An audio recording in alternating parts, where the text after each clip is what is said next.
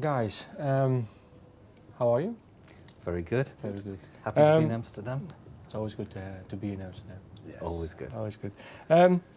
Maybe you can take me back to Paul's bedroom at your mom's house. Yeah.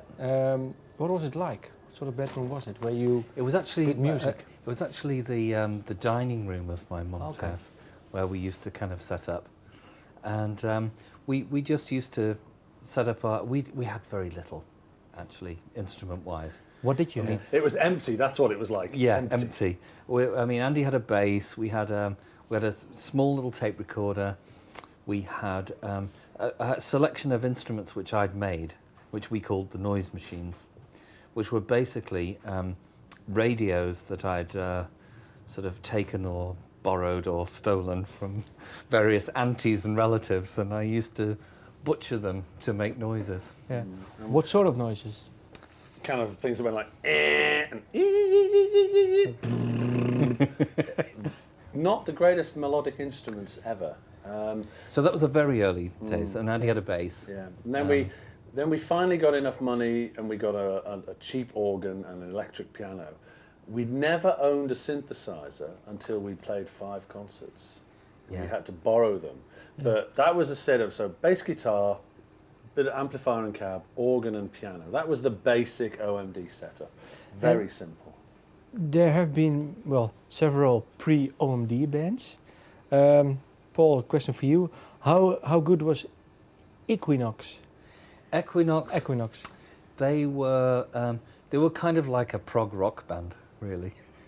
Because Except we were all 16 and we couldn't actually play very well. Yeah, so it was like a prog rock band that couldn't play. Okay. So you can imagine that how good that was. Because you were the roadie for them? I was the roadie, yeah, because I kind of knew electronics, and I'm amazed I'm still here actually, because I remember an Equinox gig, and the fuse blew on the lead guitarist amp just before the show started, and I got some silver foil from a cigarette packet to make the fuse, and I had my thumb on it to go through the show behind the behind the cabinet, and yeah, exactly. But I survived. I didn't electrocute myself, amazingly. Okay. And can you say there was one band or one that actually, well, you first had the sounds or maybe the way of working that turned into OMD?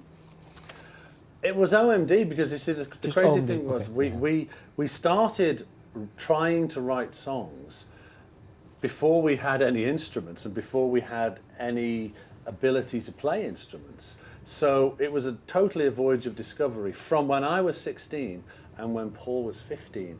And we would then play in other bands. I mean, we were together in a band called The Id that was sort of an art school type of band that was a bit better than Equinox, but not a lot. But they did play a few of the songs we'd written, like they played Electricity and Julia's song that were on the first album. But they played them like a rock band. So eventually we just decided we'd had enough and we wanted to play at least one concert, doing it just me and Paul, and we got a tape recorder to replace the other guys. And we called ourselves Orchestral Manoeuvres in the Dark because we thought we want people to know it's really different. And it was just going to be one gig, so it didn't really matter. And how many songs did you have back then? 7. Yeah, must have been 7, no more. And we played on a Thursday night at Eric's Club in Liverpool, because that was the night it was free for members, and we told all our friends and all our family, and there was 30 people came to see us. And it was such a great gig. At the end of every song, all those 30 people kind of went,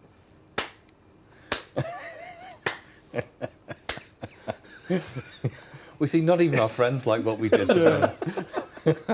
So you were in many bands, and then did you work on that music, those 7 songs, or were those 7 songs actually written, well, a few months before you had that gig? Or were they gradually well, written? we were writing together for together, 2 or 3 years. Okay. That was the culmination of 2 or 3 years of writing. All of the songs, those 7 and a few more, eventually would go on our first album that we recorded exactly a year after we played our first concert. I mean, the first, when Paul got the electric organ and the electric piano, when he just turned 16, that was when we wrote the first song that had a distinctive melody and a song. that we wrote Electricity when we were 16. Yeah, you have to remember though, because we'd only get together on a Saturday because during the week we were in college and we had lots of college work to do and stuff. So the only time we could actually get together was just once a week. Yeah. So you know those songs took a while to kind of to formulate because we didn't have much time to spend on them. If you listen back now to your first album, what do you hear yourself? What? Naivety. Yeah. It's very naive. It's very sweet. And it's very clear. It's very we knew what we were trying to do. It wasn't very well recorded because we built our own studio, but yeah, ideas were good, execution. But yeah, that's right. We built our own studio, and what was great about it is we were learning how to use everything really, Yeah. and how to record ourselves. So it was a real learning process. But there's some fantastic songs on that record. But you've released 2 albums in 1980. If you compare those 2 albums, was there a big? Well, I mean, the second album we went into a big recording studio and we worked with engineers who knew what they were doing, and we had a producer, but to be honest, he was just really helping us get a better sound. Yeah, I mean, two albums sort of 9 months apart from each other was quite fast going, but we were full of ideas. We had so many ideas.